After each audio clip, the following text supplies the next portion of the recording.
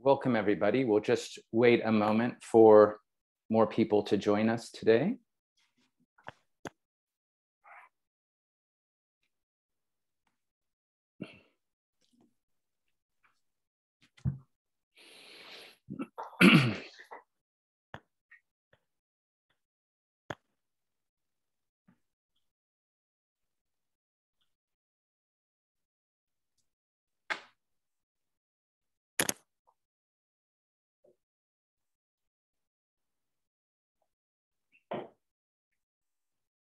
Good afternoon. My name is Victor Peskin. I'm an associate professor in the School of Politics and Global Studies here at Arizona State University. And it's my pleasure to be the moderator of this important and very timely panel roundtable entitled U.S. Elections from a Political Psychology Perspective. And with Election Day, exactly 5 weeks from today, this issue and these topics are especially important.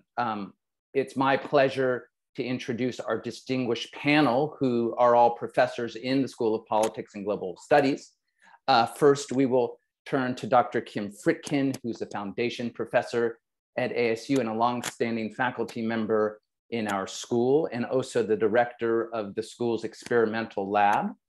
And then we'll be turning to Fabian Neuner, who is an assistant professor and also an expert in issues of political psychology and elections. And finally, we will turn to Dr. Matthew Dempsey, a lecturer in our school, who has also worked in elections and campaigns for, I believe, 8 years.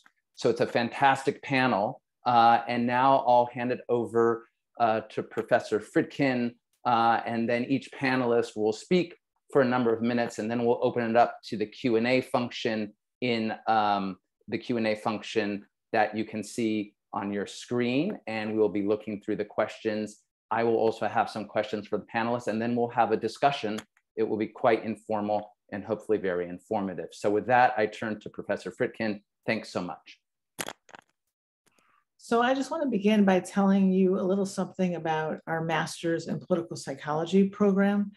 It's, and everyone who's talking today, Professor Neuner and Professor Dempsey and myself, we're involved with the program. It's a joint program with psychology and with the School of Politics and Global Studies. It's a fully online degree, and it's asynchronous, which means that you could take classes from anywhere in the country, anywhere in the world, and you don't have to attend lectures online in real time. You can listen to lectures at times convenient to yourself. There's online interactions with other students, with faculty. If you want to, you can Zoom with faculty at times that are convenient for you. The program began in the fall of 2020, and we have about 30 new students every semester. Our classes range in size from about 20 to about 40 students. The program can be completed in 1 year, including the summer, but many students are working full time while they're in the program. So they, I think the average class load is 1 class per session, and they're 7.5-week sessions. We've had 45 students so far graduate, and we're expecting 14 more at the end of this semester to graduate. So we're excited about that. Finally, students come into the program from a variety of different backgrounds, and they enter the program for a lot of different reasons, such as a deep interest in politics, a desire to make sense of the current political environment, a goal of beginning a career in politics or government, or just curious about what political psychology is. So if you're interested in learning more about the program, just email me and I can send you more information. So now I just want to talk a little bit. Each of us are going to talk about some research that we're doing, or research interests. So I'm going to talk to you just really briefly about a book project that I'm working on with my colleague, Dean Patrick Kenny. So we just sent out a revision of a book manuscript that we're hoping will get published soon about how people make decisions in the, how people made decisions in the 2020 presidential election. In the book, we developed a theory which we call the citizen-centered theory of campaigns. And we argue that in today's political environment, there's so much information available to people, to citizens during campaigns, that people could be more active in deciding what they want to pay attention to, what they want to seek out, what they want to retain. Therefore, since people are more active, we contend that their psychological predispositions, along with their political characteristics like their partisanship, will influence how people perceive campaign events and campaign issues. We also expect that in different elections, different sets of psychological predispositions are going to be important based on the candidates and based on the political environment. In 2020, we looked at 5 psychological predispositions. We looked at authoritarianism, conspiracy thinking, something called tolerance of conflict, racial resentment, and hostile sexism. And we find that these 5 characteristics are very important in understanding how people interpret campaign events and issues during the 2020 campaign, and thereby influencing people's evaluations of the candidates and their eventual vote choice. So that's just a little bit about me and my research, and I'm going to turn it over to Professor Neuner.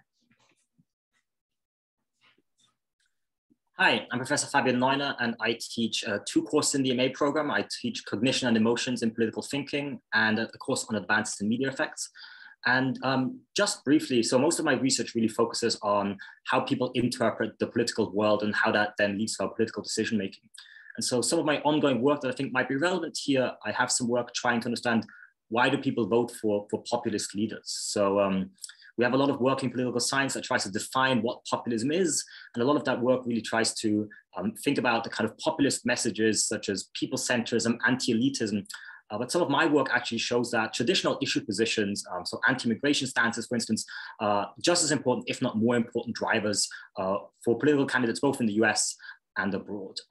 More broadly, one project that I think we might touch on today looks at when people support contesting the results of an election. So supporting ballot recounts, supporting political violence in the streets, supporting ballot initiatives. And so the idea here is, under what conditions do people usually kind of think that an election should be overturned, for instance, and really showing how in the wake of electoral loss, people are much more likely to say, yes, I want to engage in these political acts rather than when people lose the election, showing that even though we think these things have kind of clear, stable predispositions, rather that they're very context specific. And I think a lot of the discussions we'll have today are about kind of how context really shapes a lot of our work.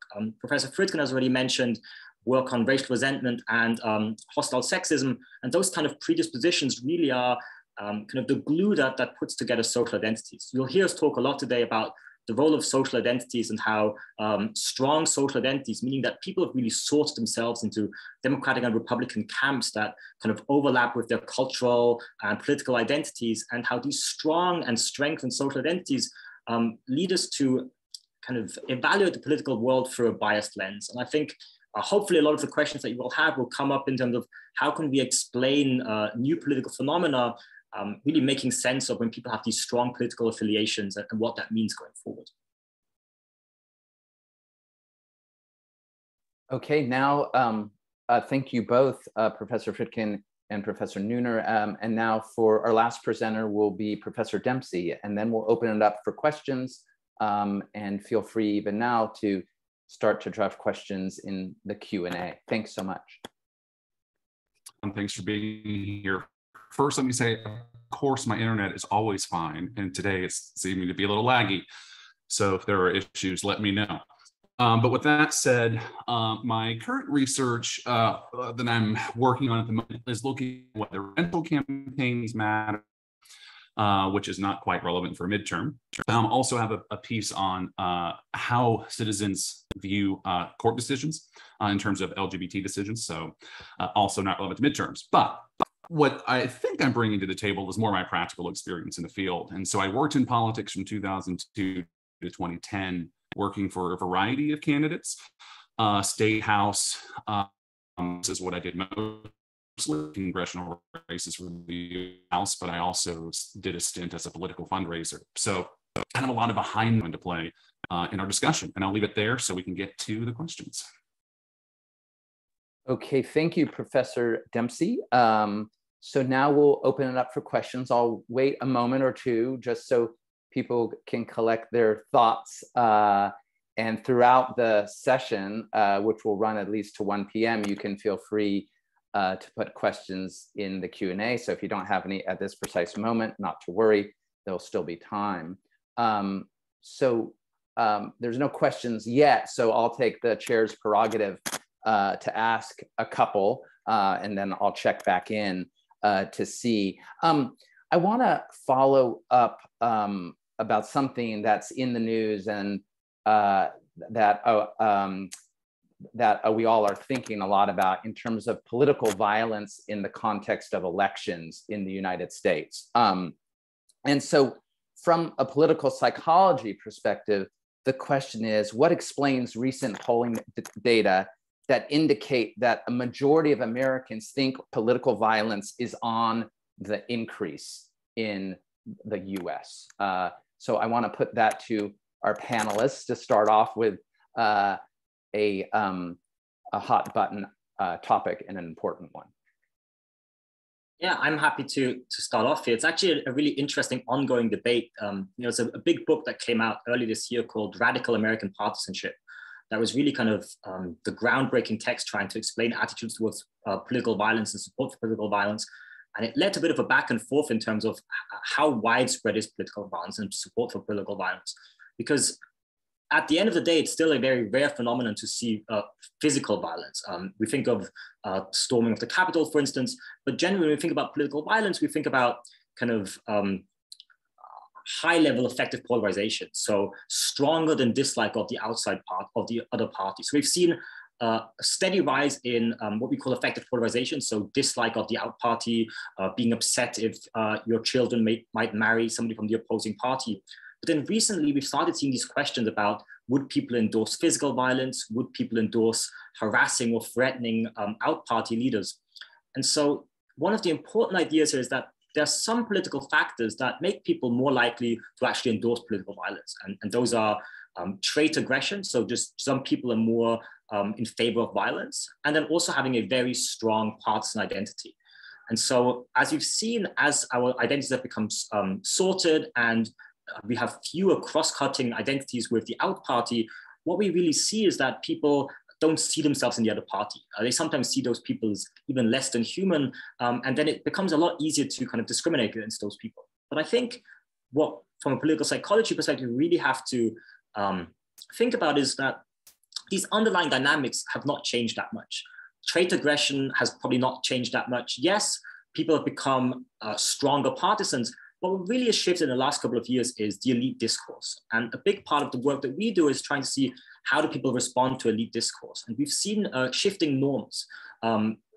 Idea of rhetoric that was kind of taboo or not really seen as part of normal political discourse maybe 20 years ago is now very common. And so normal citizens see that kind of leadership and then have updated norms. They understand, okay, what is politically acceptable. And so I think the acceptability of some discourse has shifted as it is people thinking that it's just in terms of their own partisanship and just a means to an end. And so really a lot of the recent movement we've seen has been people responding to kind of the changing elite environment, which has often been for political gain in terms of, as I think we'll speak about today a lot, the role of emotion. So we know that anger is a very powerful and potent emotion in politics. It is one of the key emotions that gets people fired up and gets people to the polls.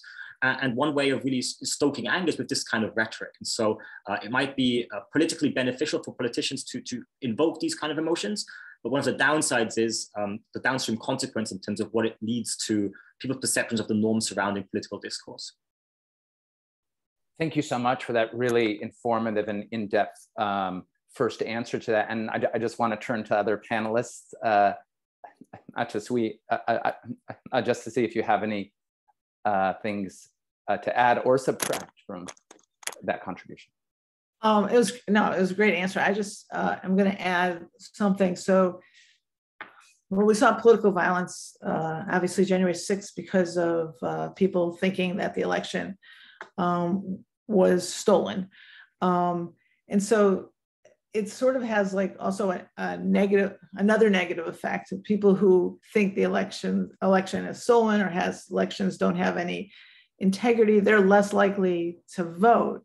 So in some ways, it's interesting in Arizona right now because we have a series of candidates who don't believe that the 2020 election was fair. And by promoting that, you might actually be discouraging people from coming out and voting because people are unlikely to vote if they don't think their vote's going to count. So it's it has that negative effect as well. And I just wanted to bring that up. A fascinating point. So I guess we'll see what happens soon on November 8th. After November 8th, we'll see that play out or not. So that should be interesting. Thank you. Professor Dempsey, would you like to weigh in on this? You don't have to. I just have one follow-up to that in terms of if the underlying traits might be pretty constant, as you're suggesting, in terms of, do we have other country examples where you know, personality traits were kind of constant in a certain country or society, but then rhetoric increased, but the kind of beliefs in apolitical violence did not increase, but kind of, you know, kind of shunned the apolitical violence acceptance, you know. Yeah, is there any examples that we know of, or contemporary examples or historical examples? I can't think of anything contemporary off the top of my head, but what I want to point to this is a great starting point in terms of the field of political psychology. And in terms of how we started was really people trying to understand in the 1950s support for fascism and support for authoritarianism. And so the origins of political psychology really were trying to understand why people would support fascist dictators. And the interesting kind of wrinkle in political psychology really was that we found variables that tap into people's predispositions, different measures of authoritarianism that have been revived over time. Nowadays, we actually use variables tapping into how people would raise their children and what is important in terms of raising children, being obedient or being creative. Those kind of questions really tap into fundamentally those kind of tendencies. But the important point from the political psychology perspective is that authoritarianism by itself is not enough.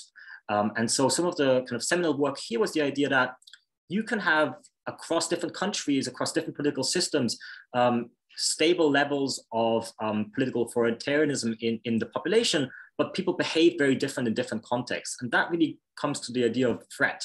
And so this authoritarianism or these predispositions only really get activated when people feel threatened. And so I think it's this really important dynamic here between the interplay between the political system and our underlying individual attitudes. And so if you see countries where leaders kind of tamp down on that rhetoric, we won't see kind of as a direct link between, let's say, trait aggression and actual acts of political violence. Whereas in countries where that is encouraged, we will see that positive relationship. Fascinating, fascinating. Anything else to add on this particular round of political violence? Okay, so elite attitudes and narratives and rhetoric is extremely important, is what we're hearing so far. Okay, let's just go. I'm just gonna refer to the Q&A so far. And we have a question that asks if one or more panelists will be able to elaborate on hostile sexism and to explain that kind of concept. I could start, and then whoever wants to add in, since I mentioned that in my intro. So a couple of scholars a while ago introduced the concept of ambivalent sexism, and it's made up of two components. One's hostile sexism and one's benevolent sexism. And hostile sexism is a more negative view of women. And so when I saw that question, I brought up some of the questions that actually tap hostile sexism. So one is, many women, so people are asked, many women are actually seeking special favors, such as hiring policies that favor them over men under the guise of asking for equality. So tapping whether people agree with that.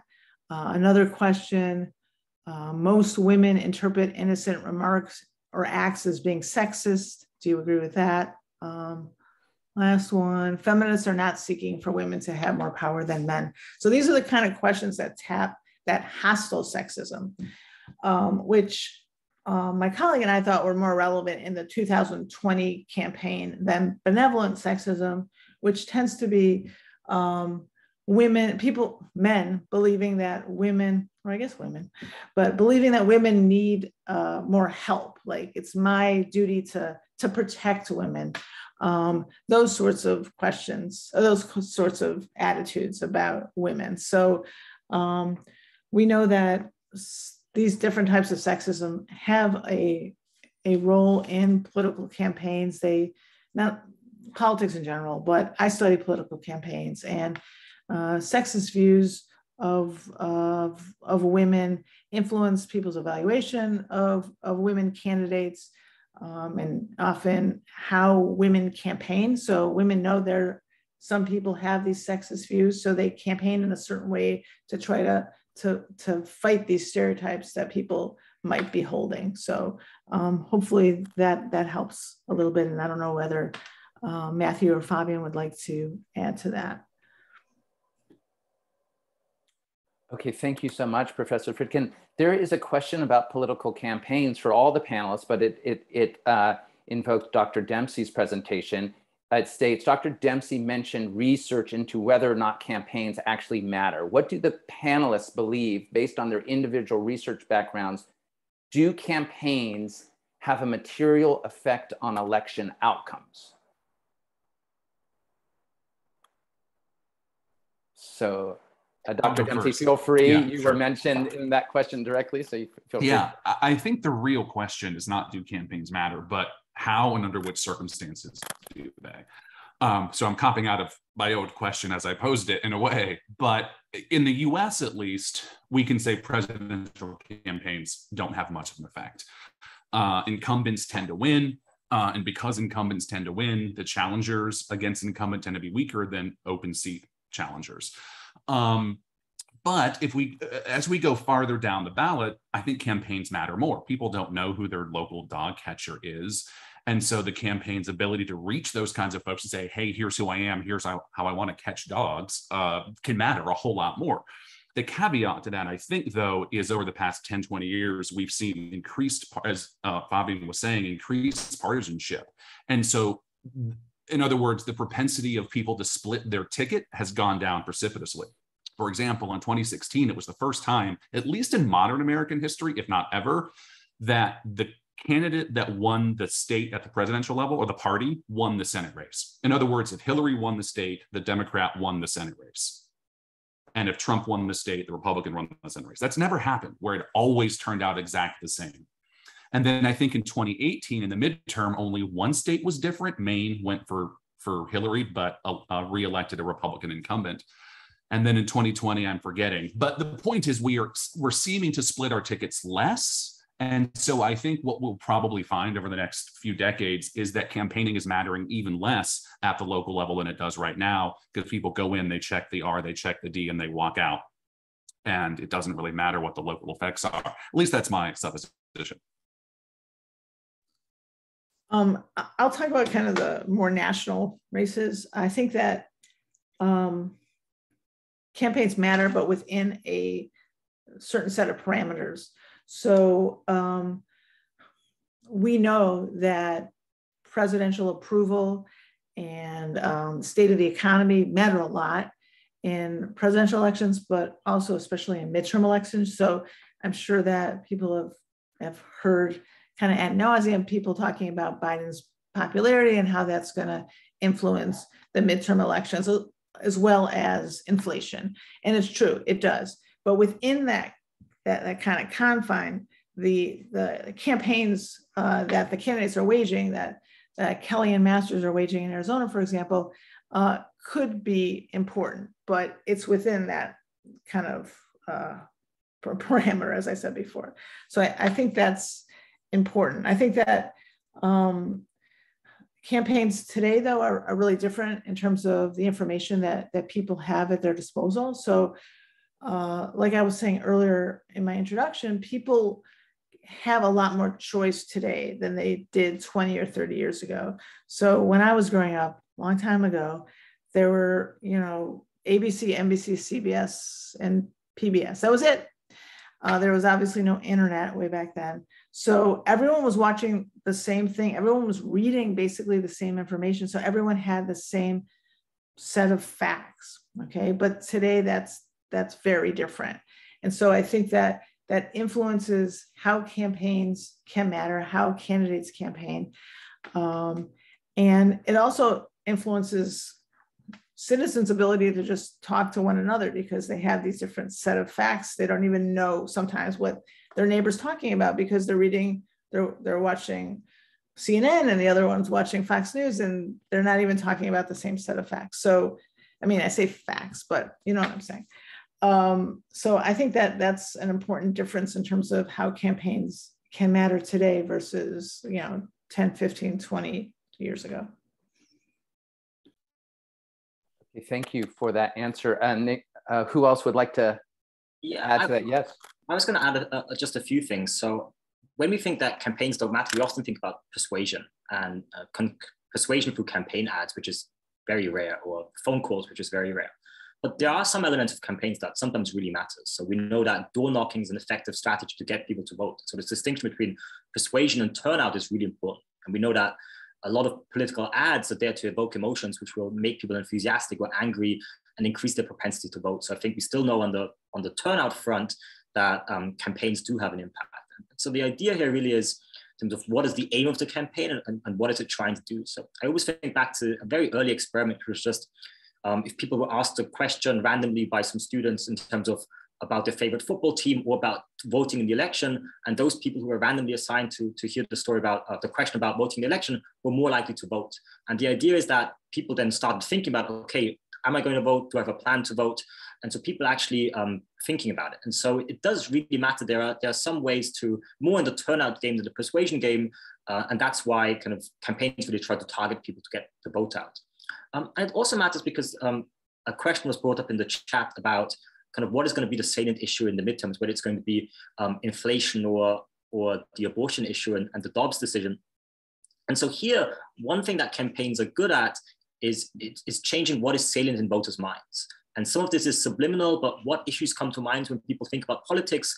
And is that a mix of positive or negative feelings? And I think it's important to think about that. We have many different views on many issues. And so one part of campaigns really is making some issues more salient than others. There are some issues that Democrats want to be the focus on. There are some issues that Republicans want the focus to be on. There was some polling out today that the issues that are most salient in voters' minds are those where people think Republicans are doing a better job, maybe the immigration issue. But we've also seen that abortion has had a huge impact, and the Dobbs decision, we've seen across many states increases in the gender gap in recent registration, with young women being more likely to register to vote. And so while that registration happened, now the issue has kind of decreased a little bit in terms of salience. So maybe increasing the salience of that issue again will be something that some campaigns will need to kind of get those votes over the finish line. But it does matter in multiple dimensions, even if it maybe doesn't matter in the traditional persuasion realm. I'm just going to add one thing about ads and turnout. So I've done a lot of work on negativity and elections. And while ads could mobilize people, certain types of ads might actually demobilize people. So some of the research that I've been about with Pat Kenny looks at, and Matthew's done some work on negativity as well, but we find that if the negative ads are uncivil, just kind of like cross the bounds of what people think is appropriate, and also if they focus on topics that people don't even think are relevant for a political campaign, then if there's lots of that type of negativity, people kind of throw up their hands and stay home. But on the other side, negative ads that focus on issues that people care about and use a tone that's civil and seen as appropriate, that type of negativity might actually enhance turnout compared to a positive ad, because we know that a lot of times negative information is actually more influential. People pay attention to it because in people's day-to-day lives outside of politics, positive information is much more prevalent than negative information. So negative information can have this impact, but it depends on the type of impact. And I'm going to maybe have Matthew come in and talk a little bit about his research on negativity. Yeah, I'm going to say something else first so I don't forget, but y'all's comments have sort of sparked it. But I couldn't help but think of George Bush's re-election campaign in 2004, where Rove had the strategy of it's a base election, screw persuasion, because we can't persuade people. And that was 2004. Not pre-internet, but pre-internet that we have it today. And so I think as we see people become more partisan, it's not about changing the minds of the other side. It's about making sure your people turn out. And so now that we have much more siloed media, I think it's easier for candidates to only talk about the issues they want to talk about, because it's not about persuading the other party or even independents. It's about making sure your side turns out. So, you scroll through any candidate's Twitter, it's pure partisan messages for the most part, right? We're not seeing an attempt, at least from my perspective, to bring us all together for the good of American democracy. That's not how elections work, nor is it the goal, at least from the perspective of winning. So, but Kim's right. So my doctoral dissertation was on how do you respond when you're attacked negatively? Because there's been a lot of work on just do negative ads work, but not a whole lot of research looking at what do you do if someone says X, Y, Z about you. And Kim's absolutely right that people are persuaded by negative messages, but they have to be seen as within the bounds of what's in government. If you're responding to an ad against you, you want to make sure you directly address the charge, but in a positive way that says, yes, my opponent says this, but here's what's going on. So I think that the media environment has changed in terms of we can be siloed more, but in a way that makes campaigning easier, because you don't even have to talk to the other side, especially when we're talking about gerrymandering, which is a whole nother, or a state house or state senate are already decided before anybody votes because they're drawn to favor one party 70% to 30%. It's about turning out your base and not so much about talking to the other side.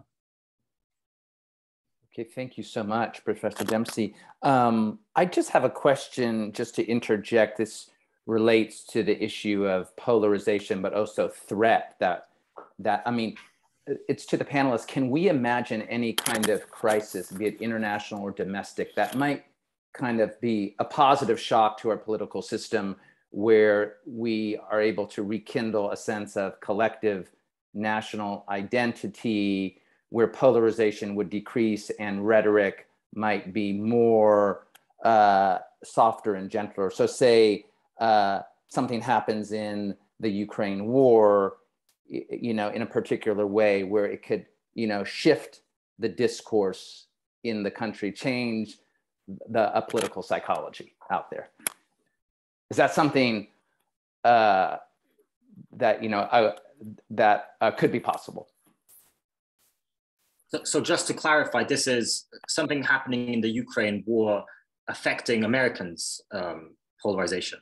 Right. I mean, it could be an external development in Ukraine. It could be something, a tragedy in the US, but, something that might change the way elites think about rhetoric and threat. So if we're threatened as a country, for instance, might that reconstitute how we think domestically? Yeah, I mean, historically, the prime example here is 9/11 and the shift in approval for George W. Bush. But it's very interesting. There used to be some work showing in the early 2000s how when you ask people survey questions around the 4th of July, they were actually more positive towards the out party. So like in periods where American national pride and national identity was very salient, people stuck together more. But some of that work actually doesn't replicate more recently because we have become so polarized. And I think the Ukraine war is a really interesting example where you might think that this is the kind of event that would bring Americans together with a common threat. But even here, we've seen diverging partisan rhetoric from elite leaders. And so it's very difficult in that case to foresee an example where political leaders wouldn't use that for partisan infighting, because it allows, as nowadays, because everything has become so polarized, any issue where there is an opportunity to kind of score some political points, there will be someone, maybe not the people right at the top of the political parties, but somewhere within the political party or outside influencers who will try to use that for political gain. And seeing as the kinds of messages that get amplified on social media, those are going to be the narratives that stick. And so I think it's going to be very difficult. We can imagine that if a terrorist attack might happen, that we would have, again, a rally around the flag effect. But I never expect it to be as big as it was following 9/11, because there would definitely be some kind of dissenting voices who would look at what is the political angle here. Yeah, I agree. 9/11 is the quintessential example. And I think many folks argue that Bush's speech, it was either that night or the next morning, I'm forgetting. I think it was that night, was like the shining moment of his presidency, where he did try to bring us together. And very quickly it was the Democrats are soft on terror, because now it's 2002 and the midterm elections are on. And, you know, the attempt at unity was gone. Because, I mean, to win an election, you need 50% plus one. You don't win an election by bringing everyone together. You win, well, you could in theory. It just doesn't happen. You win by getting your side out. So about 90% of Republicans will always vote for the Republican, up and down. And then 90% of Democrats would do the same. At least that's the assumption. Political science bears it out, but it's certainly the assumption of campaigns. When I worked on campaigns, I knew I was getting 90% of my registered voters in that district. And so if that wasn't enough to get to 51%, who do I then have to talk to? And it's still not the other party. It's, are there enough independents that could get me over the hump? So I tend to be fairly pessimistic about polarization. I don't see any way out of it. Many scholars have proposed things like trying to increase a sense of national pride. But I think, you know, 9/11 was unique in that it was one of the first attacks on American soil, at least since Pearl Harbor.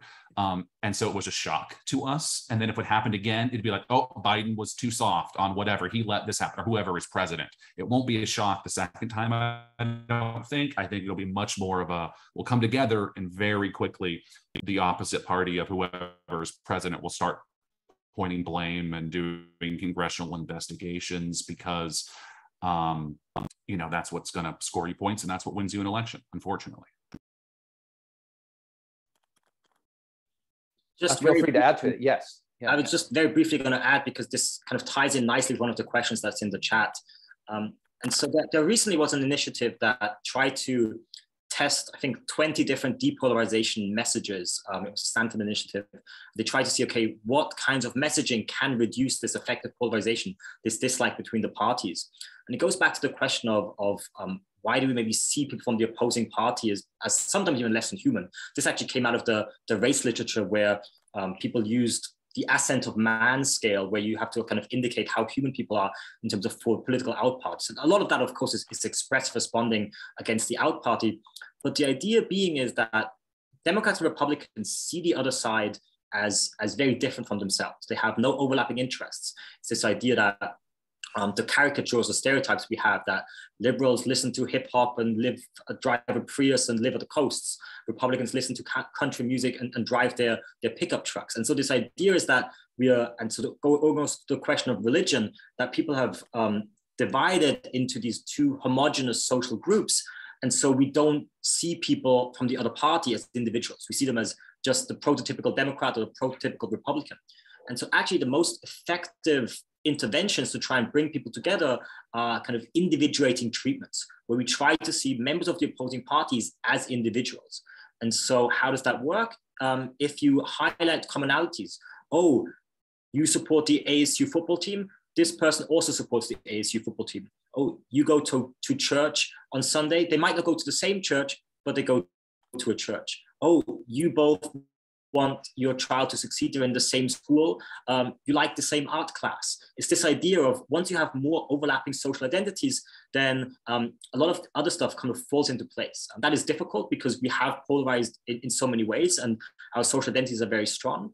But the most fruitful avenues for depolarization really are finding individuating information that kind of shows you that the average person is not that different, even if the Democrats or Republicans. And just one last point on this, a plug for a very recent book called The Other Divide, showcasing that a lot of this polarization is driven by a vocal minority who are really engaged in politics. And remembering that many people aren't that into politics. They might say, yes, they're Democrat or Republican, but it's not a central part of their identity. And highlighting those voices as opposed to the extreme voices, the very loud voices, kind of, oh yes, there's a Democrat or Republican who might disagree with you politically on some issues, but they have similar hobbies to you. They live similar lives to you.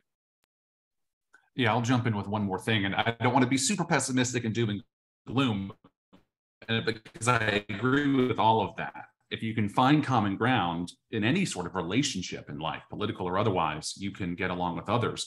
The problem we've been seeing, I think, in the past 20 years or so is what's often termed political segregation, where Americans are now moving to locations that are already fitting their pre-existing ideologies. In other words, liberals are now moving to liberal areas. Conservatives, if they are moving, will move to a conservative area, and they won't move if it's different. So they won't take those job opportunities if it's in a liberal town. And in most of, at least modern 20th century, where we have stats on this stuff, people lived in very heterogeneous communities. They were a mix, and we're finding counties are becoming more and more slanted towards one party or the other. And thus your neighbors are going to be more like you, at least politically speaking. And so not only is our news siloed, we're actually siloing ourselves in our own neighborhoods in terms of where we choose to live. So, you know, we need more mixed political neighborhoods, I guess, to make sure we're encountering people who are not like. Yeah, absolutely. You can see your point in after the 2020 election, the maps like in the New York Times and other venues where you'd have the big blue circles in urban areas to indicate the vote, and and in rural areas for higher Republican votes, right? So that fits into that.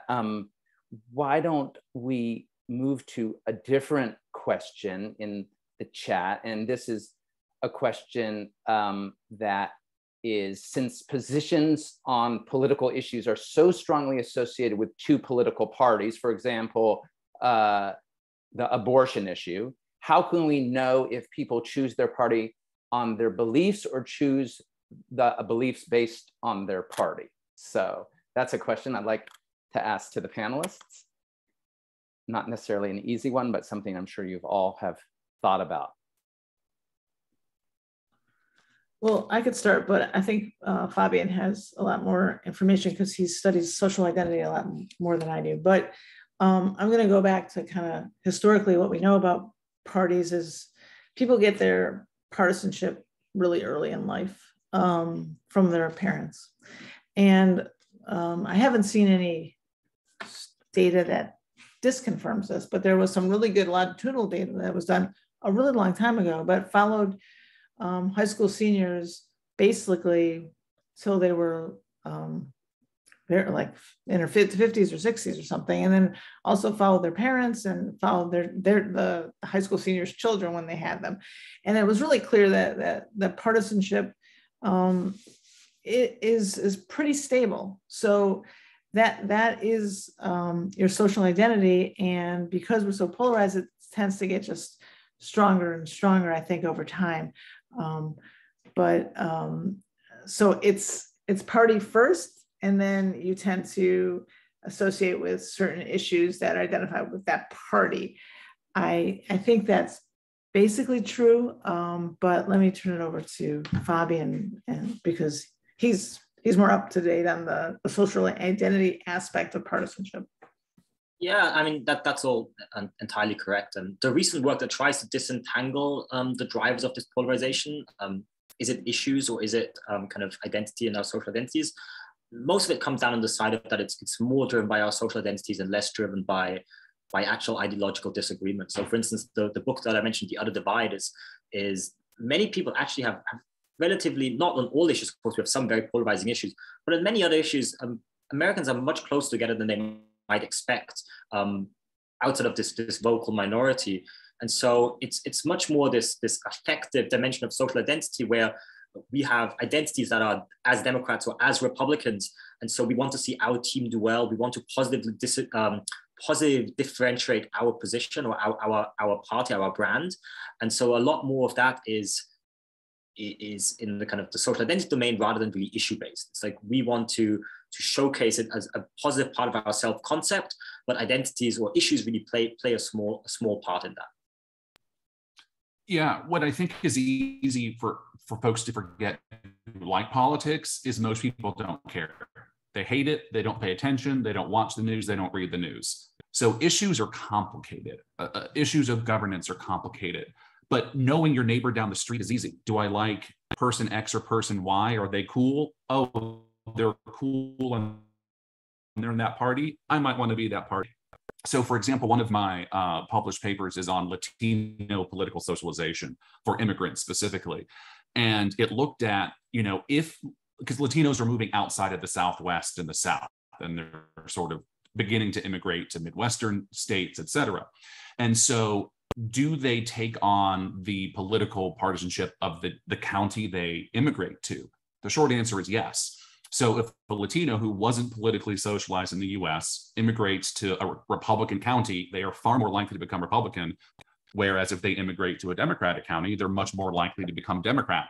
And that's because of who they're around. And it's like, oh, all the people I know at my sports club or my school or this thing, because again, we're politically segregating ourselves, we're much more likely to take on the attributes of those around us. And so issues don't matter all that much. People check the box and they walk out because that's a much easier shortcut to determining how you're going to vote than actually researching every possible topic. Okay, thanks so much, the panelists, for those insightful answers. I want to now turn to a comparative question, turning to political movements in Europe. And the question is, what can the political movements in Europe, I think particularly far right movements, reveal about political behavior in the United States? Are we seeing a similar rise here that we have seen in Europe? I think if I'm interpreting the question right. So I guess another way of thinking about the question is if what we're seeing in Europe, Hungary and Poland and France and Italy more recently is foreshadowing what will come here or is already here. I would argue probably not. I mean, even within the American context, people will say, what does a midterm election say about the next presidential election? And that's our own voters and our own folks. And the answer is not much. There's not a whole lot of predictive power from midterms to president. People love to come up with anecdotal things like, oh, there's this bellwether county that always gets the president right. But, that's anecdotal stuff because so much of it is the rules of the game. So in the US, we have the pesky First Amendment. And so political speech can almost be regulated at all by the government. Whereas in the UK, for example, they can only campaign for a set number of days. They can only do certain things. They have different electoral systems. And so, we only have the two parties. So our parties tend to be more ideologically broad. So, we can't have an authoritarian party where that's like literally their platform, so to speak. I mean, we'll see what happens in the future. But the point is our parties have to be broader by definition because there's just two of them. And so I would argue that the rules of the game probably matter more. What's the electoral system? What's the party in power? Because the economy always matters around the world, and voters are going to react against the party that's in power when the economy goes bad. So if it happens to be a conservative candidate or conservative leader in government at that time, they'll react in a liberal way probably. Whereas in the US, if we happen to have a liberal president, we're going to react in a conservative way if the economy is bad. I think for me, the best counterpoint here is the US uses social media more than most other countries. And so people love to blame social media for everything. I personally don't think it's the root of all of our ills. But, we see other countries that don't use social media as much, maybe still have a similar trend. So there's something else going on. It's kind of a segue to a slightly different topic. But the point is the rules of the game are so different. Number of parties. Are there free speech restrictions on what candidates can say, when they can say it, how much money they can raise? I think it's really hard to draw global trends because the rules trump the players in the game, if that makes sense. Thank you. I think that so one question is how predictive is it of the midterms? And I think it's not terribly predictive, but it does tell us something very interesting, and that is the underlying distribution of people with these attitudes who are drawn towards these parties is probably relatively stable across the countries. And then the rules of the game already mentioned. And yes, it's interesting because 20 years ago, the problem in the European Parliament, for instance, was that the far-right parties didn't get on because they were all xenophobic, and so they were all infighting. And nowadays, we've really seen that radical right parties across the world have become globalized. They have links between parties. It's the same funders. You will see Steve Bannon is funding the same, is funding candidates in the US and in Europe. So they really have networks. You will see some of the first people who congratulated President Trump after his election and Marjorie Taylor Greene. There were people from the far right in Italy or Nigel Farage in the UK. And so you do see that these networks exist across different countries. And so the electoral system here matters a great deal. And in the primaries here, we see these candidates being insurgent candidates and winning. And then once they have the backing of one party, they're likely to win. But we don't see it, we see it much more in Europe because you have smaller parties and a more disparate party system. So it's much easier to label a party as a far-right, right-wing party, even if maybe some of the underlying kind of attitudes or policy positions that is driving voters exist across different political systems. Great. Would anyone else like to add on this question? We have a whole bunch of questions, so delighted to see such great interest. Just because we mentioned multi-party system here, there's a question about what about a multi-party system, I believe in the United States, to combat polarization. If we had a multi-party system or a different electoral system, might that change current polarization and the dynamics of political psychology we are seeing now in the last 5 years? I mean, we're not going to have more than two parties in this country. So again, it's the rules of the game. It's not like it's baked into the Constitution that we can only have two parties. But when elections are set up that you have to have a majority, that leads to a first past the post kind of system. Who's going to get the most votes? So the European countries, or just the countries with multiple parties, have different electoral rules, which is why we see different outcomes. So I disagree with the fundamental premise, because we're not going to have multiple parties. It would require a wholesale rewriting of our electoral rules. It's not going to happen. Politicians that make the laws have won under the current system, which is why they're very hesitant to change the system they know how to win under. So there'd have to be massive citizen movement to change the Constitution and state laws, and I just don't see that happening.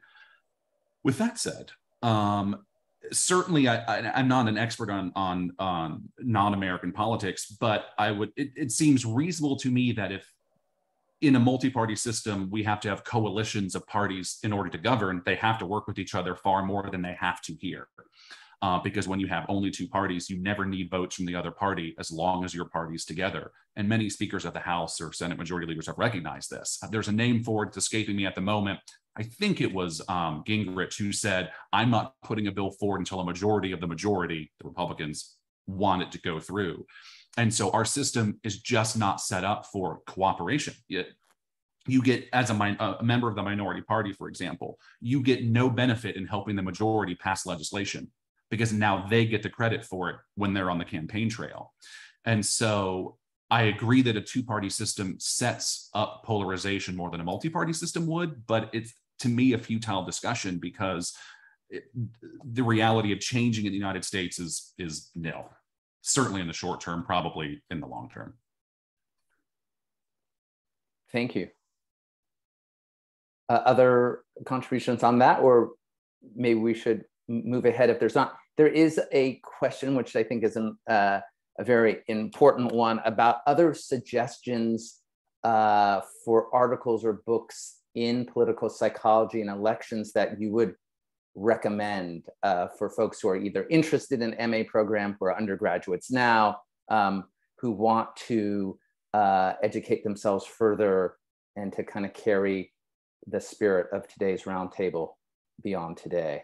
And I see that Professor Neuner is going to his bookcase. It's not a virtual one, in fact. It's a real one there. Just so I mentioned Radical American Partisanship, which is a very, very new book, which I think is very helpful. The Other Divide is a new, which I think is very helpful. Just some other books that I mentioned, The Authoritarian Dynamic, which I think is a key text kind of understanding how we do political psychology. A lot of what we do is statistics. And so I think it's sometimes worth pointing out books that aren't statistics. And so I would point to Kathy Kramer Walsh's book, The Politics of Resentment, which is about talking to people in Wisconsin about their politics and how people have become a rural consciousness or a social identity as rural folk, and how that shapes the politics, which I think is very interesting. And then there's also Ashley Jardina's book called White Identity Politics, which I think is fascinating because we talk a lot about race and racial attitudes. And sometimes people balk at that and think, okay, this must mean everything's about racism. But she talks about kind of subtle dimensions of how people have an importance of their white identity, which is sometimes separate from racial resentment. Of course, there are some correlations there, but finding out how that sense of white identity is a pertinent force in American politics, I think is a very interesting book and one that I would recommend. Thank you so much. Are there any other suggestions? Feel free. I mean, there's a lot. Our bookcases here at the School of Politics and Global Studies are very full. I want to turn to the panelists. We just have a few moments left, just in terms of any final thoughts or reflections in general and about today's discussion, common themes or things that we did not have time to get to today. No obligation to weigh in. We still have more questions, but just wanted to put that out there. Well, let me ask, we've kind of referred to this a couple of times. It's been in the background when we've been talking about political violence, but specifically around a significant size of the American population believe that the 2020 presidential election was fraudulent and stolen, right? And that is like, hovering over the midterms and certain Secretary of State races, right, in Arizona and elsewhere. It's something that I think is, it seems new in American political situation. I could be wrong about that, but I want to ask how the panelists, one or more of the panelists, explain and understand the rise in the belief that the 2020 presidential election was stolen. How do we understand it? Is it similar to understanding political violence as well, or how would you explain that and think about this complex phenomenon that's here to stay for the moment in American politics, at least? Just very briefly, I think we have discussed it already, and that is elite cues. Representatives of one major party have told their supporters that the election was stolen, and so people will believe that. Some of our work is trying to disentangle, do people genuinely believe this? Or do people just say that the election was stolen because it makes them feel good as partisans? And so far, the research on this is inconclusive. There certainly are some people who genuinely believe the party was stolen because they trust elites who have told them so. And there are other people who know that if they say the election was not stolen, that will reflect badly on their own party. And so they won't voice that. And so they will give an opinion that they know is incorrect because it will make them feel good and they will kind of decrease dissonance. But it's very much in line with some of the other stuff we've discussed so far today. Yeah, just to add a couple of things. So it's not new that people who are on the losing side of an election are more likely to think there are problems in terms of the integrity of the election. So that's been going on for as long as we've been measuring it, really. So in 2016, Democrats were more likely to think there were questions about the integrity of the election because Hillary Clinton lost. But it's been going on for a long time. So I do think that Fabian's correct, and it's people have more kind of backing for that attitude because elites are saying the same thing, right? So they're saying it, and they're providing, some evidence. I will use that in quotes, and there is some evidence that there are some irregularities. There's some irregularities in every election, but there's not enough. I don't think I've seen any evidence that there's enough to change the vote in any state in terms of the 2020 election. So I think that the elite cues is a really important part of the puzzle. The other thing I just want to add in terms of what Fabian was saying about people know what's the right answer sort of for your party. And I'm not going to remember the author, but it's such a cool study that I saw a few years ago after I think it was after the 2016 election, when President Trump was saying that his inauguration crowd was bigger than President Obama's inauguration crowd. There was a study that part of the study showed some group of respondents, the two pictures without labeling them.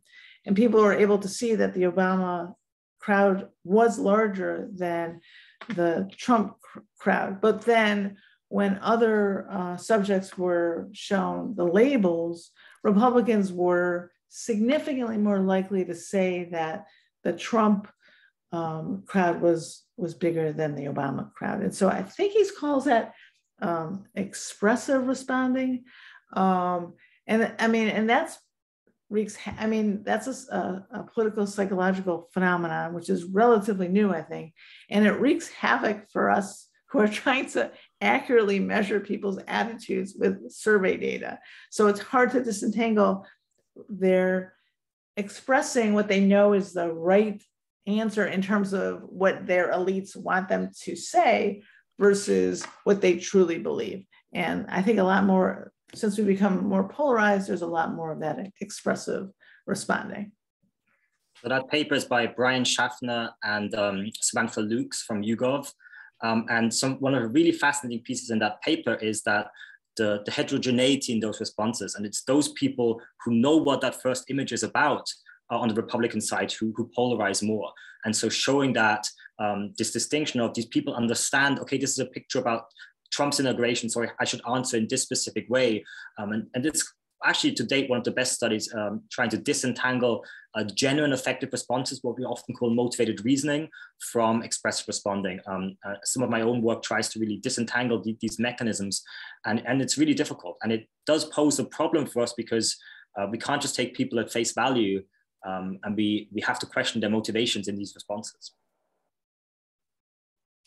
So can there be a situation where a group of people might believe something that they otherwise know not to be true out of loyalty to a group or a party, but then over the years then become so habituated to that routine, it becomes believed or something like that? I guess that's something for ongoing future study, that it just becomes a habit, perhaps as a hypothesis. Okay, I just want to, we're a little over time, and I'd like to apologize to all of you who did not have their questions answered. You can feel free to get in touch with the panelists or myself. We are all available. We'd be delighted to have you in our classes in regard to American politics, elections, political psychology.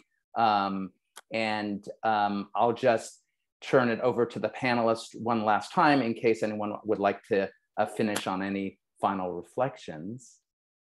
I'm just going to say that there's a lot of really great questions there. And so seriously, if you have any, if you want them answered, and you think that you could email the three of us. But if you think, I think I saw one that was like for Professor Nooner, and just, we're around and we can answer your questions. So please follow up, because there's a lot of really good questions there. And I just feel bad that we couldn't answer them, but we're academics and we talk a lot. So sorry. Thank you so much. Professor Dempsey, Professor Nooner, any final words for our event? Just, I just looked at the chat and the attendees. I see a lot of familiar names from students who are already in the MA program. So thank you very much for attending. And if You might have seen some stuff that you've seen in your classes before, but if not, please follow up on our discussion boards and ask us for more information. And for anybody out there, if you're interested in political psychology, I would encourage you to look into the MA program, or just to get in touch with us for book recommendations, or just a lot of these books have podcasts, or there's many ways nowadays to really find out about political psychology. And so please reach out, and I hope this was helpful for you. I'll just echo what's been said. The questions were great, and there were so many I was excited to talk about, but I tried to keep my answer short and I fail every time. So sorry for that, but yeah, reach out. I know that we're all willing to answer it, and I hope this was informative and interesting. And, you know, American politics is certainly messy, but it's fascinating at the same time. Thank you to our distinguished panel. Thanks to the audience. We had almost 70 people attend, delighted by the turnout. Thanks so much. And we look forward to seeing you at other events for the School of Politics and Global Studies. Thanks again. Take care.